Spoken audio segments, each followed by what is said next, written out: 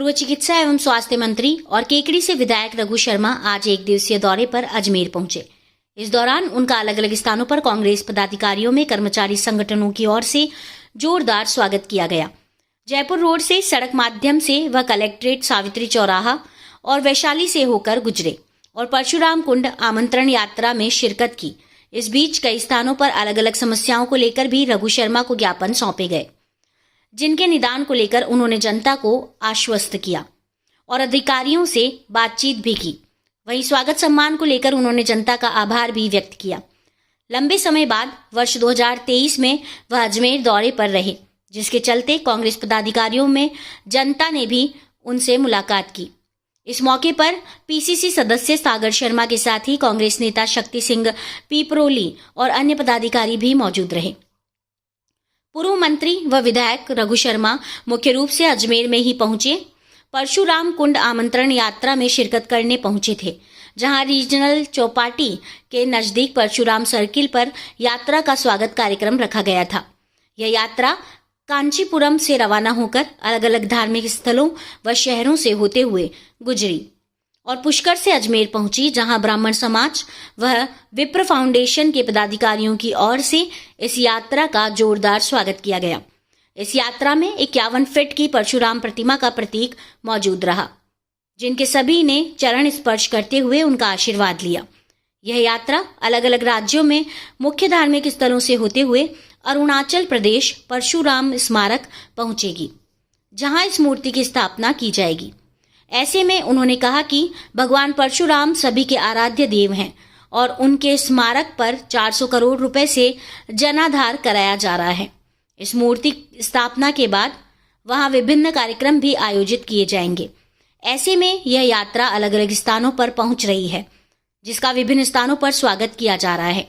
विधायक रघु शर्मा ने बताया कि भगवान परशुराम का संदेश इस यात्रा के माध्यम से देश भर में दिया जा रहा है, जिसका अच्छा माहौल देखने को मिल रहा है। यह प्रदेश के साथ ही देश के अलग अलग हिस्सों में यात्रा पहुंच रही है, जहां इनका शानदार रूप से स्वागत किया गया। देश से, क्योंकि ये यात्रा निकली अरुणाचल प्रदेश के कांचीपुरम से और भगवान परशुराम के संदेश को पूरे देश में इस यात्रा के माध्यम से पहुंचाया जा रहा है और उसके बाद में वहाँ एक भव्य मूर्ति परशुराम भगवान की लगाई जाएगी। मैं समझता हूँ कि भगवान परशुराम के सिद्धांत को जन जन तक पहुंचाने के लिए उनकी जो संदेश है वो संदेश हम लोगों तक पहुंचाने के लिए एक बहुत ही बड़ा प्रयास है ये। और पूरे देश में, हमारे यहाँ केकड़ी में परसों निकली, आज ये यात्रा यहाँ से जाएगी होके, तो पूरे देश से ये एक अच्छा माहौल बन रहा है पूरे देश के अंदर। मैं समझता हूँ कि इससे देश के अंदर भगवान परशुराम के संदेश को जन जन तक पहुँचाने के लिए हम लोग कामयाब हो पाएंगे।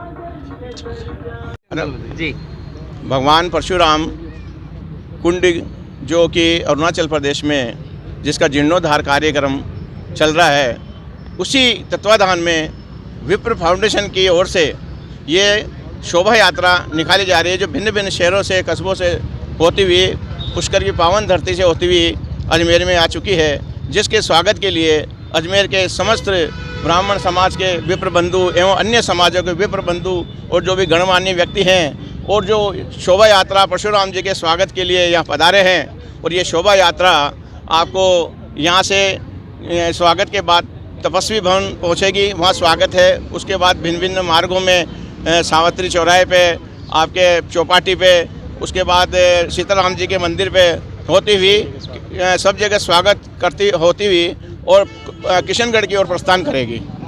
ये परशुराम कुंड यात्रा जो है, इसका जो रूपरेखा है उसके बारे में आपको थोड़ी सी मैं जानकारी दे दूं कि भगवान परशुराम जी ने अरुणाचल प्रदेश में एक लोहित जिला है, जहां अपना परशु उस नदी में धोया था और उसका रक्त लाल हो गया था, इसलिए उस नदी का नाम लोहित नदी पड़ा, जिसको लोहिनी नदी भी कहते हैं। वहाँ तक ये यात्रा पहुँचने का कार्यक्रम है। फिलहाल ये 8 जनवरी को जयपुर तक पहुंचेगी और उसका वहाँ भव्य स्वागत होगा और समापन होगा। आज इस कार्यक्रम में कौन अतिथि के रूप में शामिल हुए? हाँ, इस कार्यक्रम में हमारे ब्राह्मण समाज के जो रघु शर्मा जी है, बीपी सारस्वत जी है और अन्य गणमान्य व्यक्ति सभी पधारे हैं। उनका हम स्वागत करेंगे और आगे भी स्वागत करेंगे तपस्वी भवन में भी।